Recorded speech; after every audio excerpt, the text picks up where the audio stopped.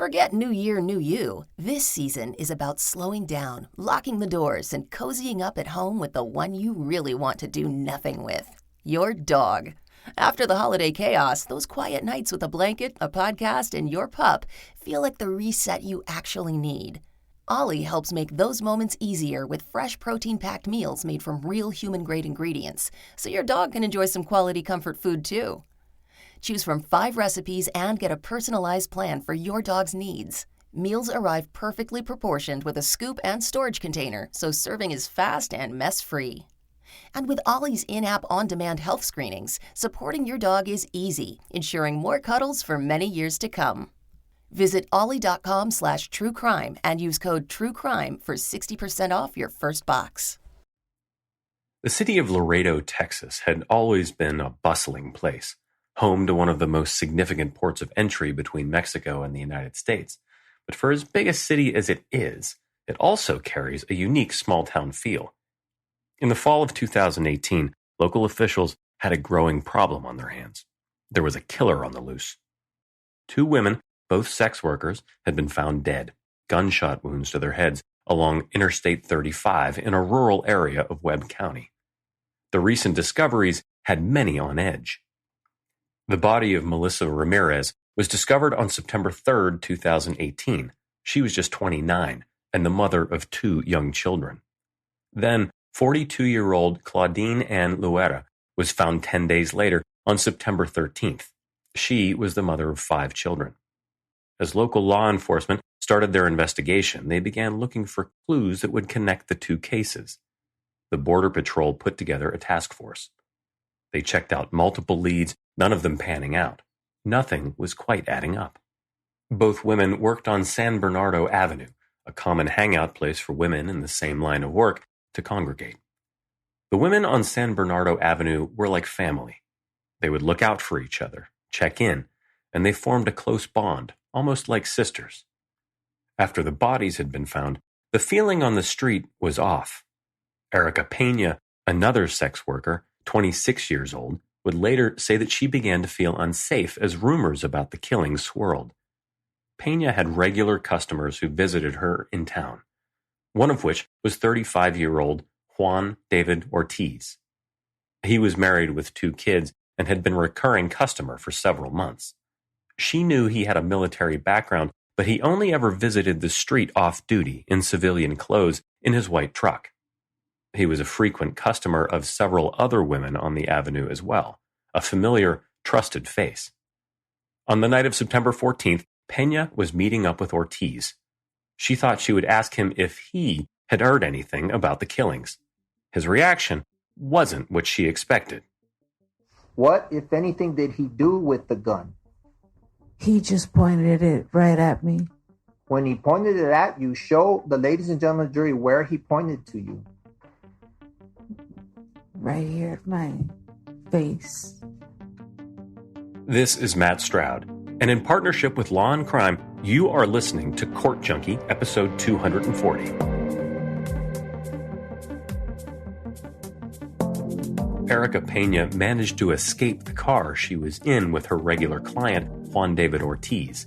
She took off running and ended up seeing a trooper who was fueling his car at a gas station. She told him what had happened. He assured her she was safe. Oh, Anna, don't worry. You're safe with me. You're safe with me. Don't worry. But that's why you're going to make a police report, ¿me entiendes? You're safe with me, ¿me entiendes? Aquí no te apures. We're just trying to see. Maybe he's circling around o algo, como dices tú. And I'm watching. Una Dodge, una troca blanca. Las ventanas no están tan oscuras. Yeah. So I'm keeping an eye, no te preocupes. Let's just wait for PD real quick, okay? Así para que le... Just relax. ¿Ya te sientes mejor? A little bit. Just keep taking deep breaths. By then, Ortiz had driven off.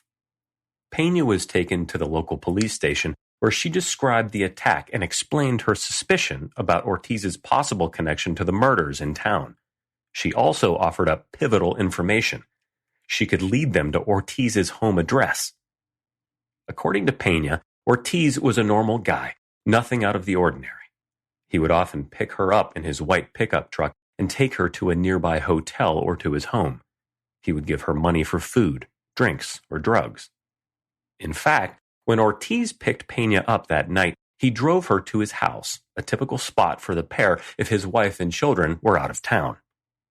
Police issued a BOLO, or be on the lookout for Ortiz and his white pickup truck. They searched the city for several hours before discovering it in the parking lot of another gas station around 2 a.m. Juan David Ortiz exited the convenience store, noticed the police presence, and fled. They eventually discovered him in a local hotel parking lot where he was hiding. He attempted to engage police officers in a fight, pretending his phone was a gun, an act commonly referred to as suicide by cop. He then tried teasing the officers, taunting them to take their trophy shot. They did their best to talk him out calmly. Despite his efforts, he was quickly arrested and taken into police custody. He then advised them where they could find the state-issued gun inside his vehicle. He had a state-issued gun because he was a Border Patrol agent, an agent who had recently been assigned to investigate the very murders in which he was now a suspect. Juan David Ortiz sat for a 10-hour interrogation at the Webb County Sheriff's Office on September 15, 2018. Captain Federico Calderon and Ranger E.J. Felinas conducted the interview. Captain Calderon described the interview later in court. Was he angry? He did not seem angry, no. Was he being violent? No, he was not being violent at all. Was he being calm? He seemed calm, yes. Captain Calderon asked Ortiz about his employment, and he said he was a Border Patrol agent and had been in that role for the last 9 years, a supervisor agent. A supervisory agent where? At the Border Intelligence Center. The BIC, the BIC? They call it the BIC, yes. Okay. And what happens at the BIC? At the BIC, it's a building housed in a Border Patrol compound, and it's one of their intelligence center, intelligence sharing. So they work with federal, state, and local law enforcement in sharing intel. Correct. Protecting the border. Correct. Protecting the United States. Correct, yes, and sir. Enforcing the laws. Yes, sir. At first, Ortiz seemed confused as to why he was being questioned and vehemently denied knowing Erica Peña. What was his response to knowing Erica? He said he didn't know any Erica, that the only Erica he knew was from back home somewhere. I think he said Gladys Porter High School or something to that effect, but that he didn't know any Erica in Laredo, only from back wherever his hometown is. So he said in Brownsville at Gladys Porter High School, he knew an Erica. Yeah, I remember Gladys Porter, yeah. Okay. Yeah. Yes, so he denied knowing Erica Peña? He initially denied knowing Erica Peña, yes. Okay. Ortiz told him that he struggled with PTSD, depression, migraine headaches, and had an alcohol problem after serving a tour in Iraq. He said he had gone to seek treatment at the local VA. He also agreed with the officers that he may have a problem with blacking out. When asked why he had run from officers the night before, he said he was scared to see a gun pointed at him. Hours into the interrogation, Ortiz asked Captain Calderon to remove his handcuffs. He did, but the pleasantries were seemingly coming to an end. I'm not gonna sit here and tell you that you did what you did on purpose. I'm not gonna sit here and say that you woke up one morning and said, you know what, this is my plan today. But something happened. Something's been happening, and if the VA has something to do with it, we'll figure that out. We'll get to the bottom of that. But something's been happening, and it's not been agreeable with you. And other people are suffering for it. Other people have suffered for it.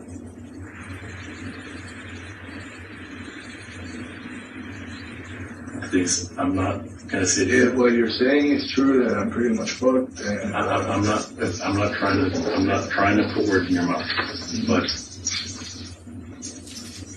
please, there's stuff in your car that doesn't belong to you. Captain Calderon told Ortiz that they had found stuff in his car that didn't belong to him. namely a woman's purse. And there was blood on his boots, the officers told him. Ortiz said he didn't know why that would be. He hadn't gone hunting for hawks in a while. We're not talking about hawks. Okay, well, sir, that would be the only reason there'd be blood on my boots. Well, there is blood on your boots. And There's not going to be animal. I'm not about if there's issues. And there's someone you need to talk to, we'll get you someone you need to talk to, we'll figure something out. But talk to them. I believe you that you don't maybe know entirely what exactly happened, but I have a really strong belief, and I'm pretty sure you do too, that you do know what happened, and you have an idea of what we're talking about. Captain Calderon told him he understands that the women who were killed had problems, that they may not have been the best people, but they were mothers and daughters. And we're trying to get your story, your side of why. We're trying to get your side of what you were thinking when it happened, why it happened, what your thoughts were when it happened. I know you didn't wake up one day and say, this is what I want to do. You didn't. I know that. But we're here. If what you're saying is true, Ortiz said, there's no help for me. Captain Calderon then seemed to change tactics a bit. He told Ortiz that the women weren't going to be missed by too many people, and that they weren't really productive members of society. Help me understand what you're thinking, why. It doesn't jive. Look what's these looking today. You want me to explain something that I don't know jack shit about. Okay, you want me to give you? You were at the gas station on San Bernardo earlier today, right? When the cops... But let's put everything else aside. Everything else we're talking about. You were at San Bernardo today at the gas station. Why were you there? Taking a piss. Why at the gas station on San Bernardo if you live... I don't know, man. Laredo? Why did I go to the one in Arkansas? I don't know, sir. Why did I go to the one you say by Laredo North Station? I don't fucking know. I went to Murphy's. I filled up my tank. I don't know, sir. So you're telling me it's completely possible that you did all this stuff and you have zero recollection? If you're telling me this shit, I'm telling you. and I'm pretty much fucked, and Ortiz still maintained that he didn't know anything, saying that if the officers were telling him that he did things and couldn't remember, maybe he blacked out. You, sir, don't remember using prostitutes? Captain Calderon asked. No, sir, Ortiz said and chuckled. As the interview went on, Ortiz continued to deny knowing any of the women, even after being shown photos of them. But eventually, he did admit to knowing them. Slowly, his story changed and included some harrowing details. He explained that the first victim, Melissa Ramirez, had passed out in his truck after doing drugs that he had purchased for her. He said he got nervous because he didn't know what to do after she wasn't waking up. Erica Pena had seen Melissa get into his truck, and he knew people would question where she was at. When Melissa woke up, he said she began mouthing off. He stopped along the side of the road for her to use the bathroom, and then he shot her in the back of the head twice. Ortiz said he tried to justify his actions later when he returned home, telling himself that Melissa was just a sex worker who was hooked on drugs. He then told the officers that when he would drive to San Bernardo Avenue, the monster would come out. He said he wanted to clean up the streets from women he described as trash and so dirty. I was like, you know what, these people, they're not good people, so I convinced myself of that, he said. His next victim was Claudine Ann Loera. He said he took her to get her drug fixed, and after, he suggested that they drive where Melissa's body had been found. Loera freaked out, and Ortiz then shot her in the head. She was found moments later after Ortiz had left her to die on the side of the road. She was still alive and was transported to the local hospital where she later died. Then, on the night of September 14th, 2018, after Erica Pena had escaped his truck, he said he went back to the avenue and picked up another woman, 35-year-old Griselda Hernandez Cantu. He said he confided in her that he was planning to commit suicide but did not tell her why. "Don't do it. God loves you," he recalled Cantu saying. He then shot her in the neck. And then he admitted there was a fourth victim that night, also after Peña had escaped. Janelle Ortiz, same last name but no relation. Ortiz told them the location where they could find her body too. Officers were completely stunned. Captain Calderon later testified that had he not confessed to the fourth murder, they may have never found her. Ortiz was charged with 4 counts of murder and 1 charge of unlawful restraint with aggravated assault with a deadly weapon. He was held on a $2.5 million bond. It turned out Laredo had a serial killer Border Patrol agent on their hands. Juan David Ortiz had confessed to monstrous acts, but the man his friends and family knew was worlds away from the one now being called a serial killer. Ortiz had been with the Border Patrol since 2009, and before that had served a tour of duty in Iraq. He was a former emergency medical technician for the U.S. Navy. Close friends called him Doc, and noted his care for migrants crossing the border. He had reportedly decided to join the Border Patrol because he wanted to use his medical skills to help those traveling in the desert. At the time of his arrest, he was up for a promotion. According to Texas Monthly, a local magazine, he even used his spare time away from work to get his degree in international relations from St. Mary's University in San Antonio. His whole family were considered regulars every Sunday at the First Assembly of God Church. But the stresses of the job and the memories of war seemed like they crept back on him. He had received treatment for PTSD, depression, and anxiety at the local Laredo VA. The murder trial began on November 28, 2022. Lead prosecutor Isidro Alanes gave the opening statements for the prosecution. He focused largely on Erica Peña, the only survivor of Ortiz's alleged killing spree. He told the jury that Peña escaped that day, but others didn't. He said Melissa Ramirez was murdered around September 3rd by being shot in the back of the head. On September 13th, Claudine Ann Loera was also murdered, shot in the back of the head. He said the following day, on September 14th, Ortiz then killed both Griselda Hernandez Cantu and Janelle Ortiz. Prosecutor Alanes argued that aside from the interrogation tape in which Ortiz admitted to all the murders, there was also another similarity all the cases shared: the same murder weapon.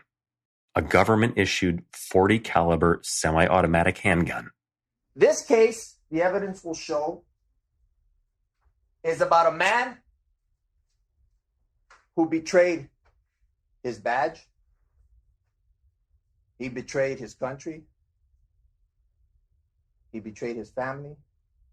He betrayed his community for his own selfish needs. You will see and you will hear through his own words how he took each woman to their last resting place, how he executed them. You will hear in his own words the indifference, the disrespect, the degradation that he has for these people to justify ending their lives. You will hear the evidence in his own words. I wanted to clean up the streets. And in Spanish, he says, these people are mierda. These bitches are dirt. And I was going to get rid of them. Law enforcement doesn't do anything about them. I will. Joel Perez, Ortiz's attorney, delivered opening statements for the defense. He told the jury that everything Prosecutor Alanes had just presented was not evidence. He said that officers immediately believed Erica Peña because they were eager to solve the case, but that she was unreliable. A self-confessed heroin and crack addict, he said.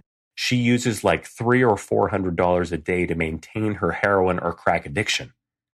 Perez also said that Peña prostitutes herself, to help maintain her drug addiction and not to help support her child, who, he said, was being raised by a family member.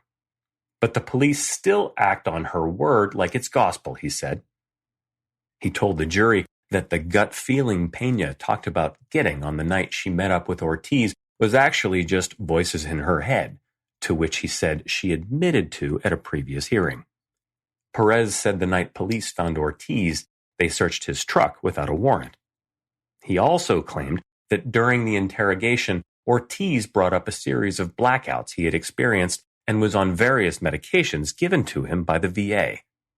He said Ortiz was in the interrogation room so long that they broke him into giving a false confession.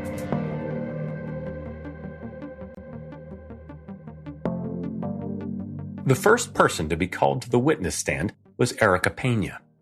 She was now 31 years old and a lifetime resident of Laredo. She explained to the jury her prior criminal record, more than 10 arrests, where she was often caught with cocaine or heroin. Although her past was riddled with charges, including resisting arrest and assaulting an officer, Pena was now on methadone for addiction treatment and was attempting to turn her life around. She told the jury that she had supported her addiction with sex work. She said she considered Ortiz, whom she called David, a friend in 2018. She had known him for roughly 5 months before the killing started. She recalled that on September 14th, she was on San Bernardo Avenue near a bus stop. She had been staying at a local hotel and had not seen David in some time. I hadn't seen David in a while. I was mad because David had broken my phone. I was staying at a hotel. Had you heard anything about anybody being found dead? By that time, yes. And how did you feel about that? Scared. Because nobody knew who it was. How did you? Everyone was, all the girls were watching their backs. She said she was frightened at the thought of someone targeting the women. But David was nice, sweet, and funny. They would meet up by calling each other or by simply running into one another on the avenue. She thought she could trust him. He would often drop her off back at her home after they had hung out. She testified that she never saw him depressed or anxious. He never had any signs of delusion, paranoia. She said he would buy her drugs, but he would never participate. As she was sitting at the bus stop that night, she said she noticed David's white Dodge pickup truck pulling up. She hopped inside and they took off. They went to the gas station to get cigarettes and beer and then went back to his house.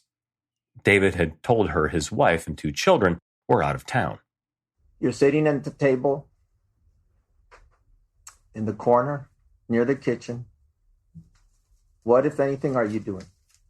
What am I doing? Yes. I'm dissolving the heroin. I shoot up. And what if anything happens next? David goes to the bathroom, comes out with a mouthwash. A mouthwash for you or for him? For me. Okay. And do you use No, I didn't use it. Okay. He had asked me to take a shower before having sex. Okay. Were you able to have sex with him? No, we didn't have sex that night. Up until this point, was everything okay?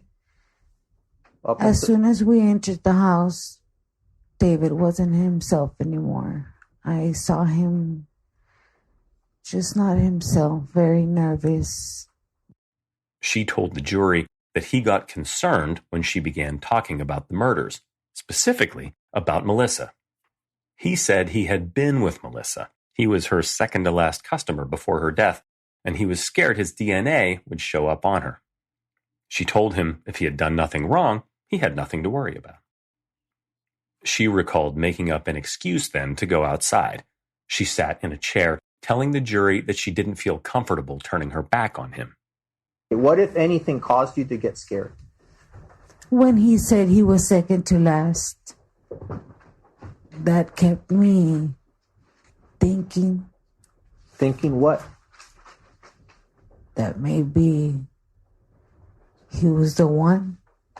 He was the one that what? That had been murdering. A very nervous Erica Pena continued to describe the night to the jury, frequently looking over at Ortiz seated at the defense table. Since the incident, her family has said that Pena suffered from trauma, nervous that Ortiz was still out to get her and becoming filled with panic at the sight of white trucks. She told the jury she threw up while at his house. She said she told him she thought it was because she hadn't eaten anything all day. He told her they could leave to go get a burger. Do you leave his house? We both get in the truck.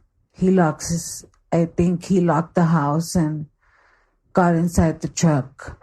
Before you left his house, did you complete the act of having sex with him? No. Once they reached the gas station where they were supposed to get food, he stopped the car behind the store and pulled out a gun. He didn't say a word. What, if anything, did he do with the gun? He just pointed it right at me. When he pointed it at you, show the ladies and gentlemen of the jury where he pointed to you. Right here at my face.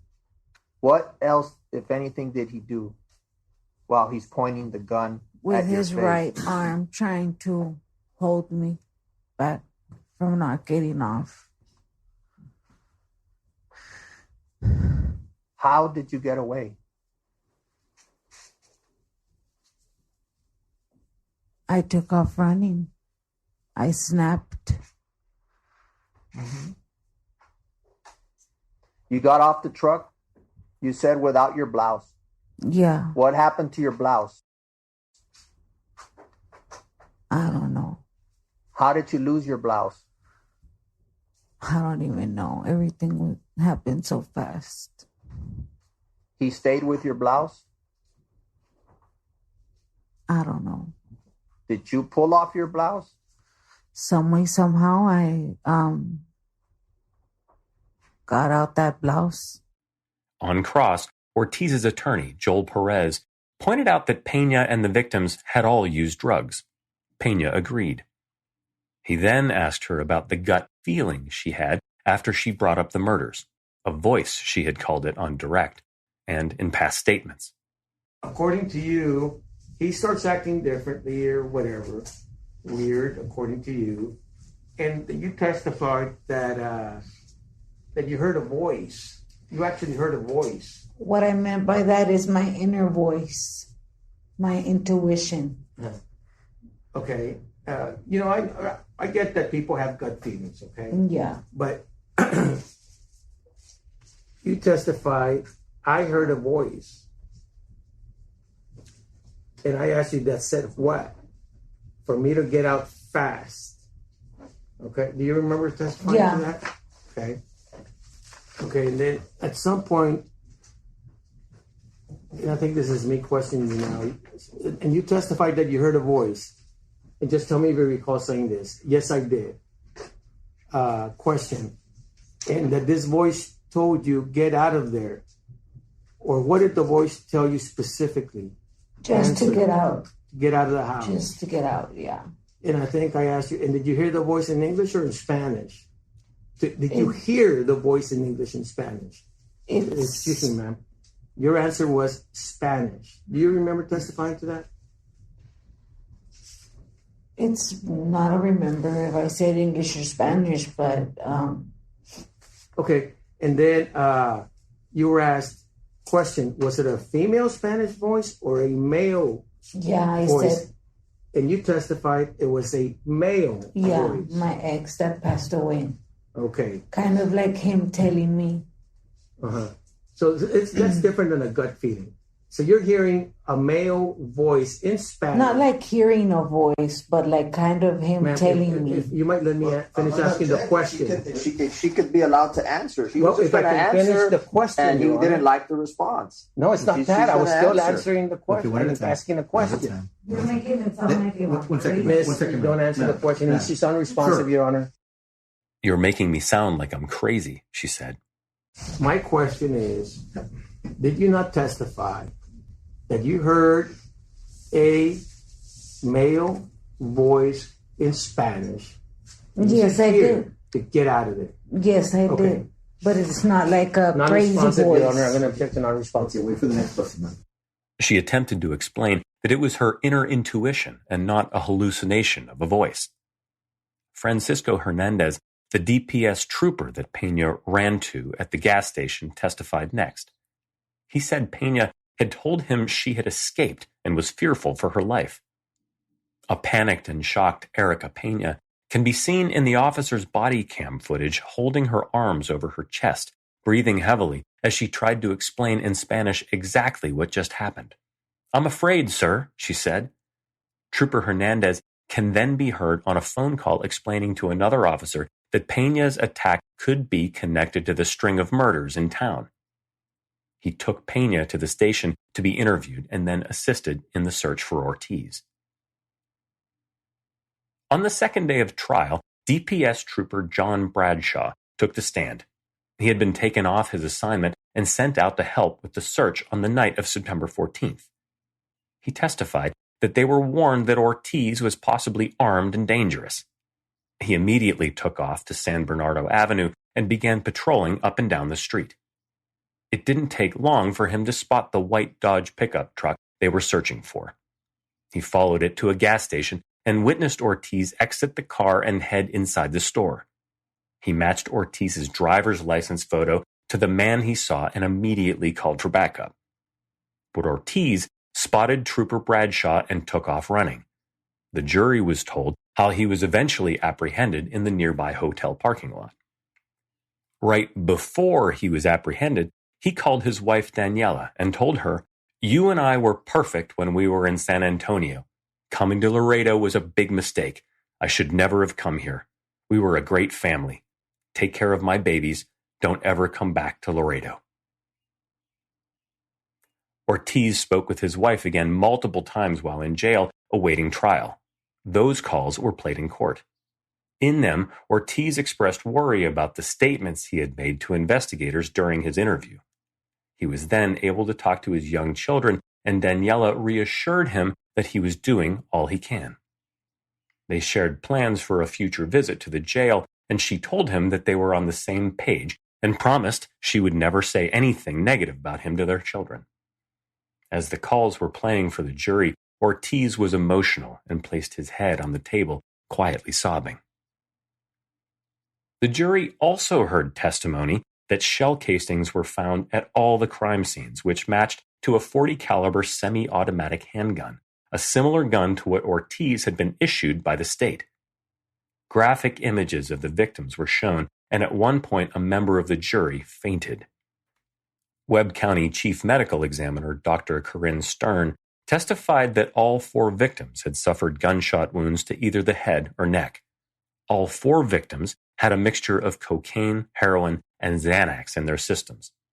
Griselda Hernandez Cantu was the only victim who also had severe signs of blunt force trauma. The jury was shown pictures of the .40 caliber gun obtained from Ortiz's truck, along with rounds of ammunition, gun magazines, and 2 women's purses. They also saw lengthy police interview footage, which included all 9 hours of the interrogation. In their closing arguments, prosecutor Isidro Alanez said that Ortiz had not been taken advantage of in his long interrogation, and that he was not a regular citizen. He was a Border Patrol officer who was very well versed in his rights. He argued that Ortiz had a right to terminate the interview if he saw fit, but he never chose to. Most importantly, when you follow the law, according to the judge, not to Mr. Perez or Fuchs, that was a legal confession by a high-ranking law enforcement officer who had executed arrests, 9-year veteran in the Border Intelligence Center. Watch it, listen to it, look for it, and you will never see him ask for an attorney. You will never see him terminate the interview. what will you see him do? You will see him lie, lie, and lie, and lie. He said the officers were professional and never coerced or intimidated Ortiz. Look at the demeanor. Look at the descriptions. Look at the choice of words. And what do you see?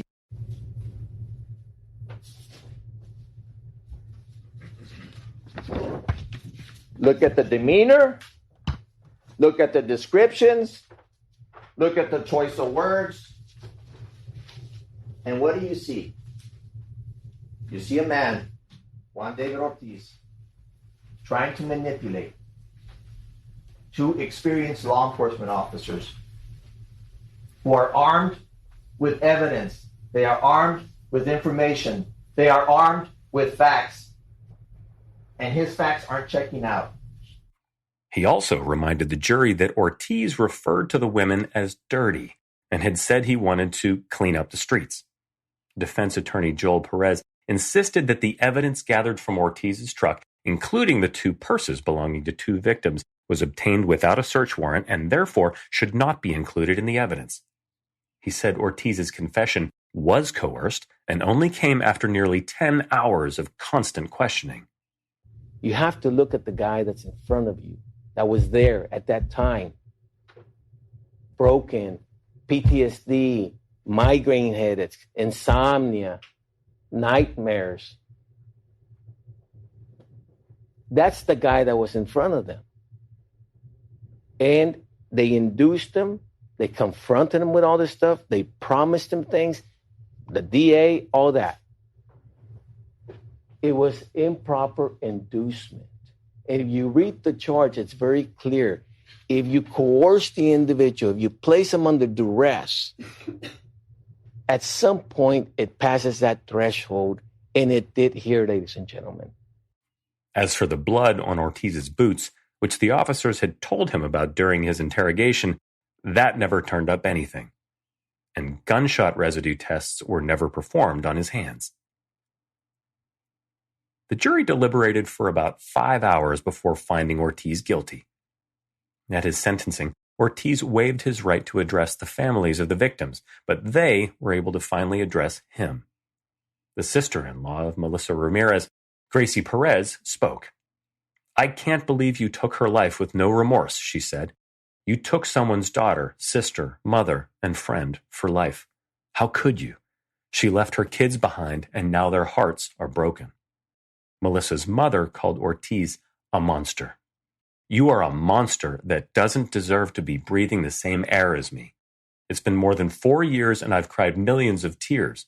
Melissa was my daughter, my greatest love. And because of you, I can't have her with me anymore." Colette Morales, the sister of Claudine Loera, spoke next. "Our lives came crashing down as everything started to unfold. You stated you were cleaning up the streets of Laredo, but as we stand here today, Mr. Ortiz, Mr. Alanez, and his team did just that by removing individuals like yourself from our streets." Joey Cantu, the brother of Griselda Hernandez Cantu, told Ortiz that she was all he had.